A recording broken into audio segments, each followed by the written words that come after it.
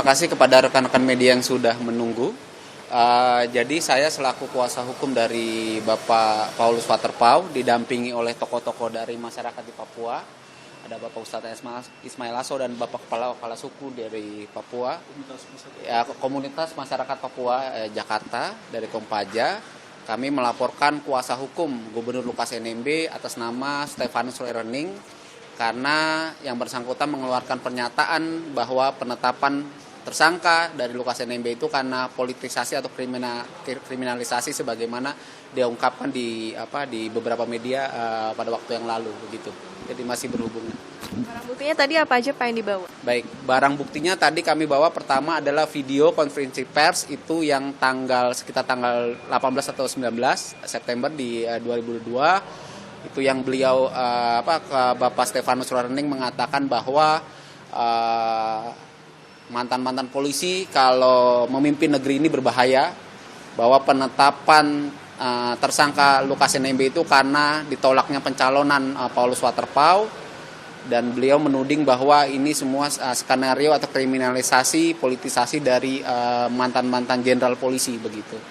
Nah, itu video pertama. Video kedua adalah acara Rossi di Kompas TV tanggal 22 atau 23 kemarin, Kamis. Beliau juga menyatakan hal yang sama bahwa penetapan Lukas NMB itu karena ditolaknya pencalonan Bapak Paulus Waterpauw. Padahal kita ketahui semua KPK sendiri, Profesor Mahfud MD, Menko Polhukam, Wakil Ketua KPK dan PPATK sudah konferensi pers bahwa penyidikan dari penetapan tersangka Lukas NMB itu sudah jauh hari dari tahun 2017. Ada 3 dugaan tindak pidana korupsi yang disampaikan oleh Bapak Mahfud MD. Pertama adalah dugaan penyimpangan dana operasional pimpinan, yang kedua adalah dana PON, yang ketiga adalah pencucian uang. Dan itu semua tidak ada kaitannya dengan Bapak Paulus Waterpauw, Bapak Tito, Bapak Bahlil, Bapak Budi Gunawan begitu. Ini karena murni penegakan hukum begitu. Dan kami menyebutnya ini sebagai koruptor strike back atau serangan balik dari para koruptor. Kenapa? Karena contohnya saja misalkan dana PON. Nah, ini pasti akan ada tersangka-tersangka lainnya yang akan ditetapkan di kemudian hari. Nah, jadi mereka berusaha bagaimana menggiring opini seolah-olah ini adalah persoalan kriminalisasi politisasi dari Bapak Lukas NMB. Dan kami sangat sayangkan kenapa? Karena kuasa hukum harusnya bertindak pro justisia berdasarkan surat kuasa. Buktikan saja di pengadilan. Kalau Bapak Lukas NMB tidak bersalah, buktikan di pengadilan, tidak perlu berkorban kemana-mana. Ini politisasi, ini kriminalisasi. Ini kita sangat sayangkan. Kenapa? Karena hari ini Bapak Paulus Waterpauw itu adalah putra Papua terbaik di kepolisian, Jenderal Bintang 3 pertama di kepolisian. Yang kedua, Bapak Lukas NMB adalah Gubernur Papua saat ini.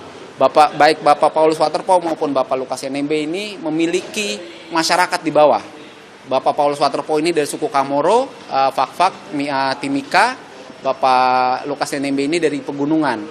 Jadi seolah-olah ini apa yang dilakukan oleh kuasa hukum ini membenturkan antara Bapak Paulus Waterpauw dengan Lukas NMB. Ini yang kita sangat sayangkan.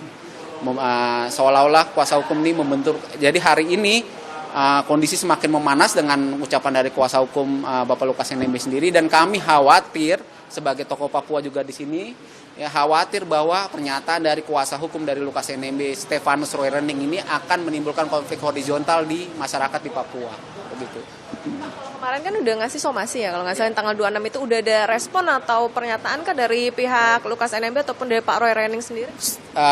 Somasi kami sampaikan tanggal 24 September melalui tim kuasa hukum Lukas NMB, Aloysius Renwarin, kami serahkan langsung, dan beliau juga Pak Aloysius juga sudah serahkan ke Pak Stefanus Roy Rening pada tanggal 24 September 2022.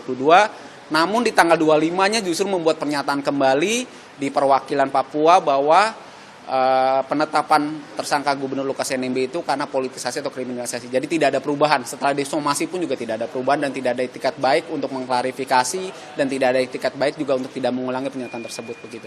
Berarti ini pelaporan ini berkaitan dengan pencemaran nama baik atau kebohongan publik atau seperti apa? Jadi begini, pelaporan ini terkait dengan pencemaran nama baik karena dilakukan melalui media elektronik ya, media elektronik. Jadi tadi dengan pasal 45 Undang-Undang ITE bahwa seseorang menyebarkan berita bohong melalui media elektronik, ya, Undang-Undang ITE, Undang-Undang nomor 19 tahun 2016.